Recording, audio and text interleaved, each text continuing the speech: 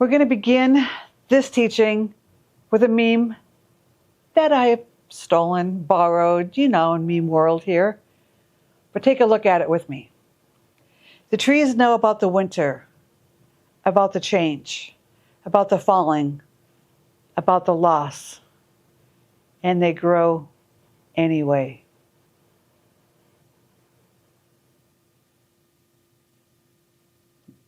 You feeling it? We're going to be circling back on this thought throughout this teaching. Just ponder that for one more second. I am Pastor Brenda. It's an honor to meet you in this space, to share this time with you, and hopefully you gathered with some people. If you like this, hit like, hit subscribe. We'd love to see more of you. Trees live into hope. There is a resilience and a rootedness to trees. Now on the wall in our room here in our Zoom-built studio that we use where we gather for church live on every Friday night, we have a sign. This is what it says about hope on our wall. Hope is not a feeling. It is a cognitive behavior sequence. Hope is not a wish, nor is it a prayer. Hope doesn't guarantee us the expected outcome. Hope can't be offloaded to God. Hope involves me and my vulnerability. Hope doesn't ignore fear, anxiety, and doubt. Hope confronts fear, anxiety, and doubt. Hope is expressed not in certainty, but in curiosity. Hope leads to resiliency. Hope moves us forward. Hope lightens our darkness. Hope is found in the small everydayness of life. Hope is infectious. Hope is a function of struggle. Hope is plan B. Hope is having bloody fists because it keeps on fighting. Now each one of those is something we could talk about. You can talk about it if you would like, because hope is more than what I think we expect. And that listing gives you a whole bunch of things to think about and talk about, because hope is a lot, and trees live into hope. Again, they're rooted and they are resilient and they inspire us to hope. So let's look at the forest in the story of Job. Let's look at hope in trees, yes, from the story of Job. Now, the story of Job is not known as a story of hope. It is found in the Old Testament. It's actually one of the most ancient stories told and recorded, and it has been put into the Old Testament made a decision long before the canonization of the New Testament. It's an ancient story. It's happened between Noah and Abraham, and there's the story of a good man whose life got demolished and is questioning of where is God in the midst of everything being lost. A question all of us have had at least one time in our lives. In the midst of this story, we find some trees. First of all, Job lived in the city of Uz, or the town of Uz.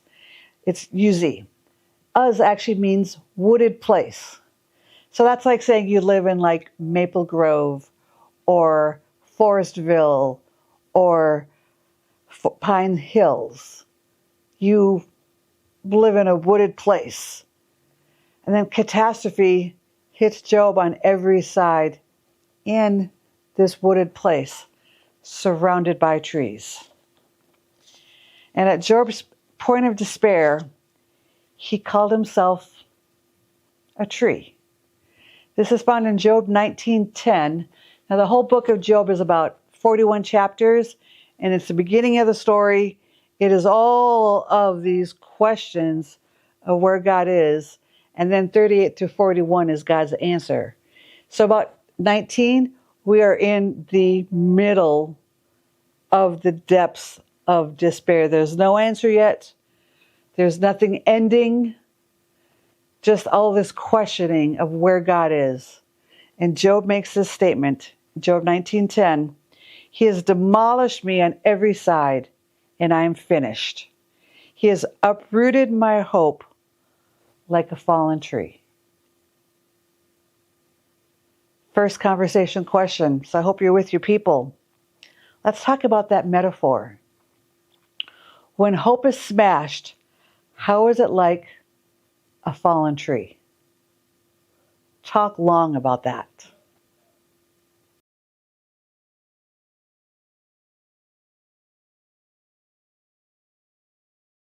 But there's more. Ready? Look how Job uses metaphor to describe his situation. This one is found in Job 14:7-9. Even a tree has more hope. If it is cut down, it will sprout again and grow new branches. Though its roots have grown old in the earth and its stump decays, at the scent of water it will bud and sprout again like a new seedling. Trees are always trying to come back to life. Cut one down, and their story is going to continue some way, somehow. Kind of like in one good example, the Sycamore Gap Tree, how we opened up this series is. Take a look at that message. You cut the tree down, and look here in this photo. New sprigs of life are coming around the stump of what happened to this grand tree and this act of vandalism. Cut a tree down, and it's going to continue to tell its story. Chlorophyll can actually be found in tree stumps. Scientists believe the network of trees is still feeding that tree, even though it is only a stump. This is called the mycorrhizal network. I have a science teacher in my church, and she's been teaching me how to say that word correctly. Mycorrhizal network. So from an article about trees, this is a quote. All the trees here and in every forest that is not too damaged are connected to each other through underground fungal networks. Trees share water and nutrients through the networks and also use them to communicate. They send distress signals about drought and disease, for example, or insect attacks, and other trees alter their behavior when they receive these messages. Scientists call these the mycorrhizal network. Isn't that amazing? So when Job says, even a tree has more hope, if it is cut down, it will sprout again and grow new branches. You are cut down in your life. You are demolished, and there's still life to be found in you. Can you believe that? Can you understand that? I don't know what your situation is today. Maybe you're at that point today, or maybe you have been at that point and you realize pain is a beginning and pain has an ending. But in that middle part, you are cut down, and yet there was a bit of chlorophyll in you, a bit of life, a bit of hope.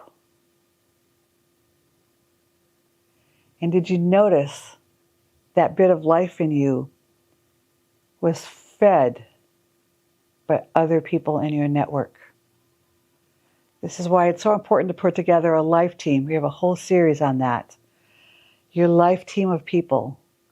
So that when you do get cut down, because as Christians, no one is exempt from pain. No one is exempt from this time of life being cut down.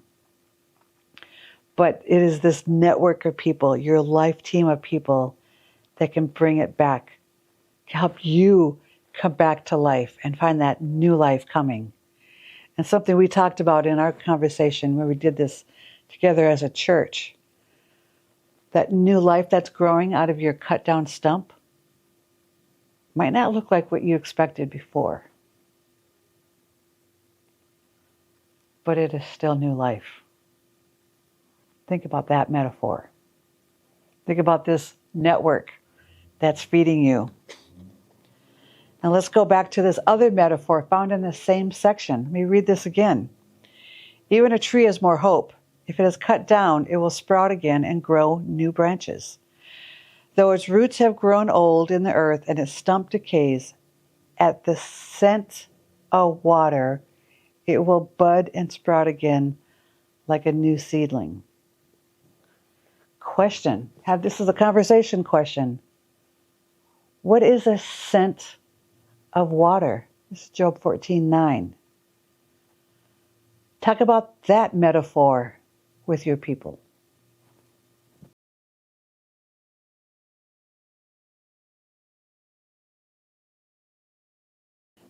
How can a scent of water start hope growing in you again?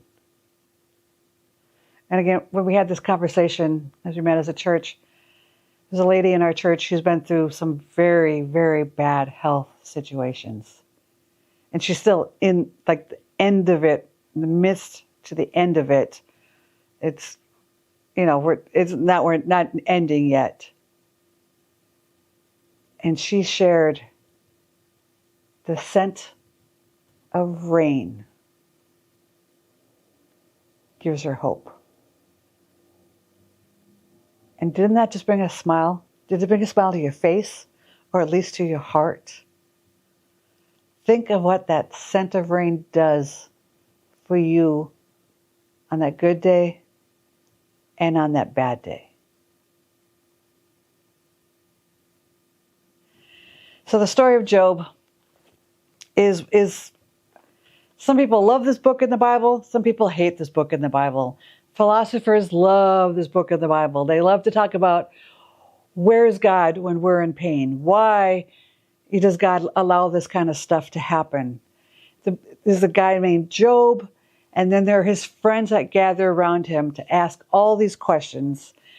These friends, sometimes they say insightful things, and sometimes they say the dumbest, rudest things to Job in the midst of his pain, in the midst of his suffering. And then Job always responds, and he says suffering questions that I understand. I think you would understand. So it's an interesting book. But what Job and his friends didn't know, what was going on behind the scenes of Job's story. It's actually this whole cosmic story going on, and Job is the reason for it. I'm going to read to you out of Job 1. The first 2 chapters talks about this whole cosmic story.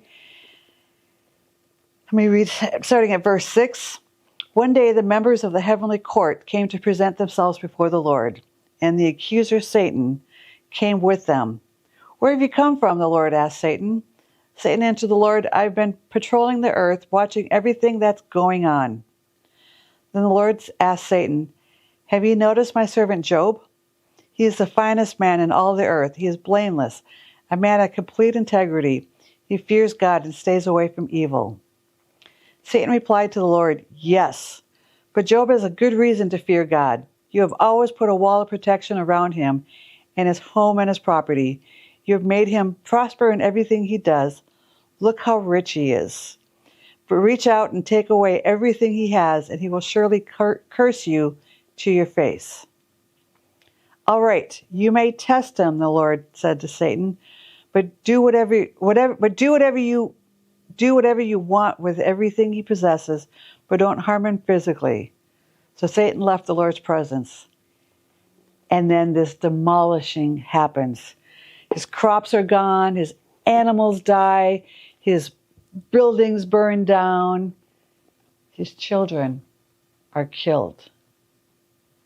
It's just him and his wife left. And then his body is covered in painful boils. So yes, Satan couldn't destroy Job, but he could affect him. And there's this whole cosmic story going on. And Job is going, where is God? Where is God? Meanwhile, there's a wager been bet over Job's life. Like, what? But this is what evil does. Evil is out there, and this is part of the story. But when we're in our pain, we're in our suffering, we don't see this and we don't know this. And Job just lists his questions of why. And we know those questions. And finally, at the end of the book of Job, God does answer Job's questions, but not the way we would like. It's a whirlwind with all sorts of knowledge about nature. It's 3 full chapters, Job 38 through 41. God shows up, and question after question, mostly referencing nature, because nature reveals God. It's why trees teach us so very much. So in these 3 chapters, my favorite answer that God gives to Job is Job 39, 13 through 18, about the ostrich. Yes, I said there's an ostrich in the Bible. God is saying to Job, look at the ostrich, explain this. And then this whole lesson here about the weirdness of ostriches. Let me just read those verses to you. It's Job 39, 13 to 18. The ostrich flaps her wings grandly, but they are no match for the feathers of the stork. She lays her eggs on top of the earth, letting them be warmed in the dust. She doesn't worry that a foot might crush them or a wild animal might destroy them. She is harsh toward her young, as if they are not her own. She doesn't care if they die, for God has deprived her of wisdom. He has given her no understanding. But whenever she jumps up to run, she passes the swiftest horse with its rider. What an odd answer to God. Where are you when my life is so bad? Let's look at the ostrich. I made her dumb. This animal cannot take care of her young. She leaves her eggs out in the open. Yet, when she runs, it is the most beautiful thing. Like, something beautiful can happen out of this situation that seems so horrible that is destroying my soul right now. Look at the ostrich. But this is a lesson about trees and about what trees are teaching us. So I must get back, but I could not resist bringing up the ostrich because this is part of it. In all of these questions from God, God is suggesting an order, timing, and laws that neither Job nor humanity was aware of or could understand. How could any author, other than the creator of the universe, know about this order, timing, and laws? This is that larger story of God we talk about week after week here. There's this order, timing, and laws. Something going on we don't know yet. So when Job and his friends argued about where God is, God shows up in nature, in this whirlwind or tornado, and answers their questions with questions. God didn't attempt to explain this in human terms. That's what I mean. It didn't answer the way we wanted it. He took Job and his friends on a tour of creation, from the depths of the ocean to the height of the stars. And yes, this also includes trees.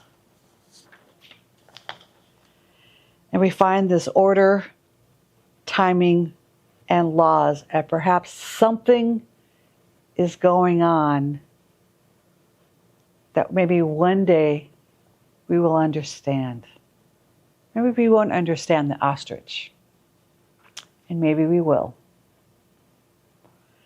So I want to leave you with one more visual, one more conversation question about how hope comes from a tree. And this begins with a quote I found from Stanley Jones. I don't know who he is, but I love this quote. Purrs like a fastening of the cup to the wounded side of a pine tree to allow the resin to pour into it. You are now nestling up to the side of God, the wounded side, if you will, and you allow His grace to fill you up. You're taking in the very life of God. So here's a picture of a wounded side of a pine tree. This is a wound on the tree, but look at it. there is life seeping out of it. Isaiah 53:5 says, "But he was pierced for our rebellion, crushed for our sins. He was beaten so he could be whole. He was whipped so we could be healed." You may know this verse better from the King James Version, where it says, "But he was wounded for our transgressions." In this wound, the tree has enough life to continue to give life. So can you pray to the wounded side of God at this time in your life when you have no idea what's going on? You are so hurt, so disappointed. Your trust issues, we love trust issues at this church, are so high. Can you lean into that wounded side of God and see that there is still life for you? Can you picture God as wounded and being gentle towards you? Can you picture God paying attention to you? Can you picture God turning his face towards you and seeing this wounded side? Trees are rooted and resilient and can withstand the wounding to continue to give. God has goodness for you. So your next question, what does it mean to you to be a tree person? How does this shape how you live and how you pray? Talk about that.